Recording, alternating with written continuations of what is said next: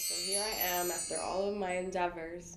Here I am making a podcast. And I'm very grateful for it because I feel it's something that it's like not even me deciding to do this. It's more like the universe has decided for me to do this.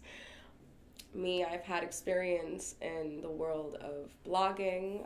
I've had experience in the world of modeling. I've had experience in finding a nonprofit women's organization, and it's all led to a spiritual path. With all my past endeavors and all the things I've learned, I am in no surprise that I'm sitting here creating a podcast. I think it's exactly where I need to be. Yes, and I just am so grateful to be able to share more light. My online presence is very supported and I'm very grateful, and it's, the nature of nature is to grow. So here I am growing, and here you are growing with me. I'm Stephania, and today I want to share with you something that's very important to me, and it's the topic of nourishment. Everything we encounter becomes nourishment. Not just food, but the energies that we ourselves put around us, the places we go. This is all nourishment. For example, when I started incorporating nourishment into my spirituality, I didn't see food as comfort or even escapism. I saw it as the fuel that is going to be presented everywhere I go, everything I do, how I speak, how others are going to see me. It's going to show, because I see it in others. Some of your nourishment is what causes a lot of downfalls, actually. Your reactions to the world, how you see other people. You'd be surprised how much of it is affected by what you ate. It's just the real deal. So coming across others who see something like nourishment in the same spirituality as you do, is just confirmation of your own progress. Those you have around you will always reflect the growth you've done. So speaking of that, when I met Shannely and Roshelly, who founded Always Feasting, when I met Roshelly and Shannely, it was an affirmation of me that I was on the right path. And having them on here today and learning more about this through their eyes and us together is just more affirmation to share with you. So I met Always Feasting in the summertime. They asked me to be a guest speaker. I saw it immediately as a gift from God, a token of the universe, and it was a go. And ever since, interestingly enough, when I was speaking at the event, my friend Ghislaine took a video of me, and the video went viral. It right now stands at 7.9 million views. Right. And this happened since New Year's, so it's only been few months. And because it happened at their event, I don't really take it as lightly. I feel that there's a lot of meaning behind that, They inspire me. They've taught me many things. The way they've pursued their truth makes me want to pursue mine. And so having guests such as Always Feasting, who is here today, is just more of an affirmation to keep going. I'm very grateful to learn about their story.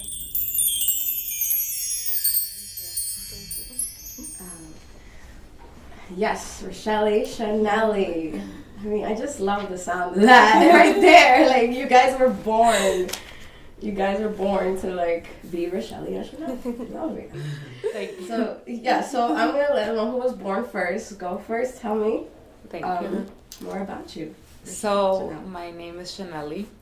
I am a mom and a chef. Even though that word is a very egocentric word, so I don't like to call myself a chef. I'm a cook. I like to cook. Love it. And my art is cooking and bringing people together through food.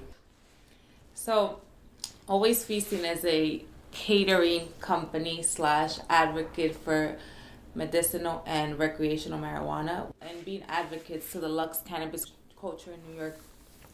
So a little bit about myself. I've always liked to cook. I love to eat. And everything that we're doing, it's like we could have probably saw this before. Like, you know, intuition is everything. Like you feel... I could have felt that I was going to be in business through food with my sister since a young age because we used to watch the Food Network and like... Oh, yeah? All day, every day? Yeah. We used to watch it like all night, go to sleep at 5 a.m. and then the next day cook whatever was Iron on. Chef and all that. That's yeah. great. But I didn't go to school for cooking. I went to school for politics. I went to college for politics, studied language, and then I came out and was working in the field. But cooking was something I couldn't stop thinking about. Like, I always wanted to cook. I didn't know in what aspect. I didn't think I would even make it a career until I gave birth, and then it was time for me to go back to work. And I'm like, I have to go back to that. Like, so this was right after you had your child. It was right after I had my child. Which is a big change, you know? So this new mentality. The schedule was intense for school, but it was something that I did for myself. It was something I really wanted to do. And then I graduated culinary school. So I'm like, I started thinking, like, I knew I wanted to go to business with my sister. And the weed thing really it just came out. It was something that God put in us. And I'm like, yeah, let's do it. And that you decided to fearlessly embrace. Mm-hmm. Against all odds. That's great. It's something that I'm, like, embracing all the way, yeah. That's amazing, It's making me a better person. You're a mom, a cook, a go-getter. Thank you. Like, it's all reflective of you, and it's going to be reflective in your work. I am so grateful for being here. Thank you for having me, Steph. But now it's Roshelly's turn. Hi, I'm Roshelly. I'm a sister, a daughter. What else? Unlike Shannely, I didn't go to culinary school, but I've loved the kitchen since I was a little girl. It's in your blood. Yeah. I used to tell my mom, I want to be a chef. So I went to school. I started going to school for biology, but I didn't like it. I didn't like it. So politics and biology? Yeah. So I dropped out of school and I got a job in a kitchen. Luckily, I landed a job with one of my favorite chefs. And I learned a lot, baking pastries. I learned how to make school right there. Yeah. Doing ice creams. I learned a whole bunch of things that I'm very grateful for because I learned so much in so little time that I implemented into my business. And she went to culinary school, so we're able to do that together, and we just exchange ideas. Oh my God! When you say is I think you said something like, oh, it's all God's plan, or like God put you said when I incorporated cannabis, it was something God put in me. God put that chef, God put that culinary school, God put all of this. It's what I'm seeing, because you're like, luckily I met someone. You literally took a leap of faith by leaving school and saying, I don't want to do this no more, let me do this, and then God rewarded. Yeah. The universe rewarded by your act of faith. It's more than just, having these wonderful cannabis events, medicated events, but you guys are creating faith and confidence in people to be themselves. I thought about you guys, and I'm like, you guys are doing like what Whoopi Goldberg's doing. So what Whoopi Goldberg did is that, she's an actress, and she has a big prestigious reputation. It's Whoopi Goldberg. Mm-hmm. And she now, she came out with a company that is, it's to help women who suffer from really intense menstrual pain, and it's all cannabis-based products. Wow. That's amazing. Yeah. Whoopi Goldberg took that step, she said, just like you guys, she took the courage, and she's like, you know what, this is something I believe in, this is something that's helped me, that's cured me from this, that, and the rest. Yeah. Let me help others, Because it does help. It's anti-inflammatory, and it relieves pain. Yeah, so you can either, when you eat it or when you smoke it, like either way, you're going to feel those effects. I relate. I didn't work with cannabis my entire life, right? I didn't like it. I didn't like it in the beginning. I didn't know as much about it as I do now, and I'm sure you guys, there's so much to learn. Mm-hmm. But I relate in the sense that it was something I grew up being told is completely wrong. Yeah. I mean, we remember the commercials where they show a frying pan and an egg. Do you know what commercials we have now about cannabis? For real. Like, nothing to do with frying eggs. Like, on the contrary. Now it's completely different. And so I can see how generations that were raised with this fearful mentality, they feel like a little deceived. Mm-hmm. Yeah. And they don't know how to accept it. It's something that in our culture, and people are doing it not only because they like it, but because it makes them a better human being, because it makes them a better, like, for me, I stopped smoking for a long time just because it was so looked down upon. Mm-hmm. My mom hated it. My mom just found out that I smoke. Mm-hmm. And but smoking weed for me makes me a better mom, which is the most important thing for me in this world. Mm-hmm. And it also makes me a better individual in this world.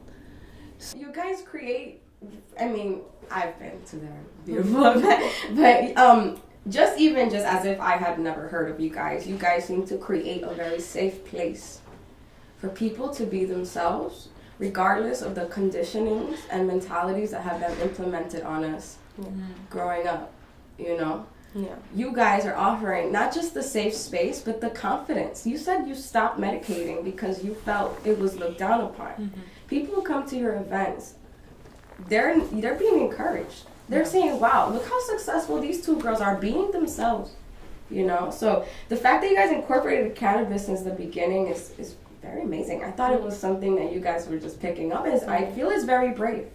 Thank you. Thank you. So I kind of want to dive into the food, because I want to dive into cannabis section more on a spiritual term, but I want to dive into the food. What is your perspective on the food you like to share with others? What are your like core values when you start?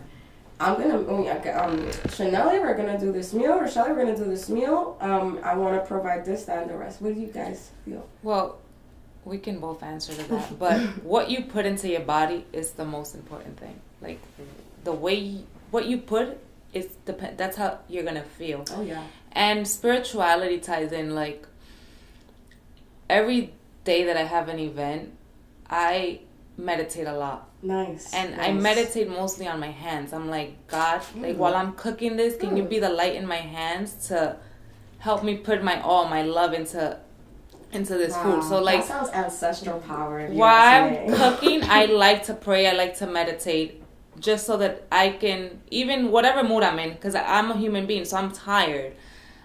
Some days I'm like, oh, can it not be today? Like it can be not my day, but I pray that no matter the way that I'm feeling, like my hands are like guided through God. Wow, incredible. And with that intention, it's very strong. You are literally doing energy work, because although we're not seeing the energy leave your hands and transmute from the thought intention, it's happening. Yeah. Like if we had these special goggles that can see energy, which I'm sure we're gonna have one, you'll see you're putting your energy on this food. Yeah. Did anyone teach you, hey, meditate and transfer energy onto this food, or did you just innately? My mom. She like tells me like she'll tell no haga la cosa con mala gana. Yes. Don't do the things with bad intentions. Like even no matter how you're feeling. Yeah, like you do it with a good intention and it's gonna come out right. God bless you, Mom, for this great advice. What are some things you've learned that you can now share with others on your journey regarding maybe even things like cooking tips? Or how to work as sisters, you know, because not always easy. Yeah. I mean, it's not easy. At all. We argue all the time, but the good thing about it is that we get over it 2 minutes later. Like, good. God bless, nothing's worth hanging on to. Nothing's worth hanging on to. And it's like, since we were younger, it's always been bickering back and forth over the little things. And it's like, who's going to take care of me like my sister? And who's going to take care of her like me? Lifelong. Yeah, exactly. Something I want to share is always follow your truth. Like you have that intuition and you know what your truth is. So just always follow that and trust your intuition because it's always right. Yep. Oh my God, that advice just gave me chills. Let's follow your truth regardless. Yeah. See your truth bigger than anything you're seeing in front of you in the physical. This physical, everything in this room right now, in any room that anyone hears, everything began as a thought. So now that it's manifested in the physical, it's more like what's new is the thought. Yeah. You know, which is why you always gotta follow your truth. And it reaps, as you can see from you guys, myself, in this moment. Now, when Roshelly hit me up, she hit me up and she was like, hey, you know, I love what you do. I love your message. Me and my sister have always feasting. She's like, would you, with that beautiful opportunity. It was a fork in the road moment for me, and this is why I say you guys are helping people. I was like, me, speak at a cannabis event. This is something like I've never done. I work with cannabis. I've never put it in the open. I've never. But you guys reaching out to me and saying, hey, like, we're for this movement. Can you want to be a part of it? I was like, if they're that bold and that courageous, I'm inspired. I'm in. Yeah. So I saw it in you. You had posted something, and I told her, I'm like, you need to hit this girl up. I want her to speak at her event. And then it happened. And I really didn't even think you would respond or even come to it. But it's like, if you have faith in yourself, just try. Like, what the heck? Nothing's going to happen. You got to try. Because if you don't try, then that thought is going to be like, the what if? Like, what if? Most definitely. And when the opportunity came to me with you guys, I was like, God put this here. How dare I think anything else, So, and God was there because I saw the faith in your eyes about doing it, So, I mean, with that being said, like, since then, we've brought on to here, having working with you guys, talking with you guys, learning more about your story, sharing your story with others. I'm very grateful for the connection and to learn more about you guys, more inspiration. I'm grateful for your time, your presence, and, just having the sisterhood. I really, really, really appreciate it. We're grateful for you too. I'm so glad I hit you up that day because, like she said, we didn't think you would say yeah. But I'm like, you never know. You never know what people are about, if they're willing to do it or not. Most definitely. It's crazy the people that we've met through this path, and energy talks, and your energy really talks all the time. So thank you. That is amazing. Thank you, amazing guys. energy. God bless. I'm glad we share this mutuality. That's what it's about.